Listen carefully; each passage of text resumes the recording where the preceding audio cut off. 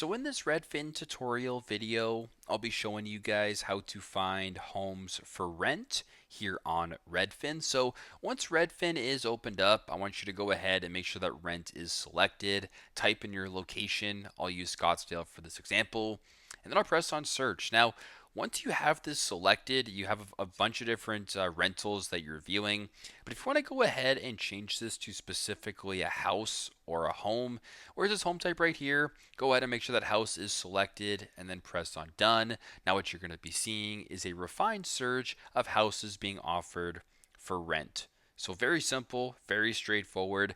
This is how to find houses for rent here on Redfin. Thanks again for watching, and I hope this video helps.